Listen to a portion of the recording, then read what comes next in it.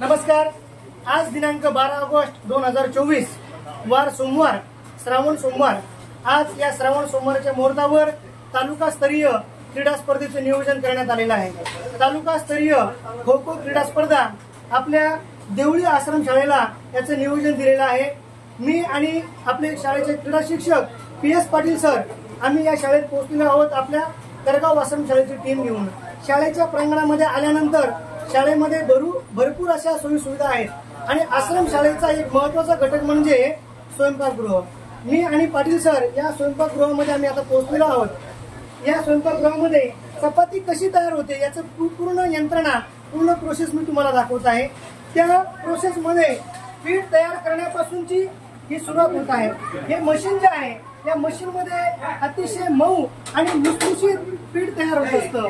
या मशीन मध्ये लुसलुशीत पीठ तयार झाल्यानंतर पुढची प्रोसेस ही बघा, इथं पीठ तयार झाल्यानंतर त्याची जी पुढची प्रोसेस आहे त्या पुढच्या प्रोसेसकडे आपण जाऊया। पुढची जी प्रोसेस आहे त्या पुढच्या प्रोसेसमध्ये त्या पिठापासून हे असे गोळे तयार होतात। चपातीसाठी लागणारे छोटे छोटे गोळे हे तयार होतात आणि ते गोळे तयार केल्यानंतर इथं एक त्या मशीन मध्ये खास दिलेले आहे।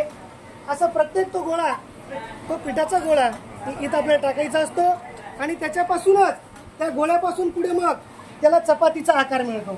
चपातीचे आकार बघू शकता तुम्ही, अतिशय गोल चपाती आहे, जशी आपली घरची चपाती असते तशी। आणि ती चपाती आता बघा या मशीन मधून ती तयार होऊन ती चपाती बाहेर येत आहे। बघा आता मी एक चपाती बघतो, तुम्हाला दाखवतो।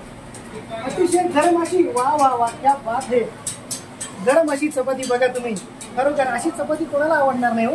आपली घरसारखी चपाती, ही चपाती खाताना किती मजा येईल, आपण पोटभर जेवण करू शकतो। क्या बात है, बहुत खूप। बघा चपातीचा आकार, क्या बात आहे। आता माझं जेवण झालेलं आहे पण तरी मी ही चपाती खाणार आहे। बघा चपाती बहुत खूप।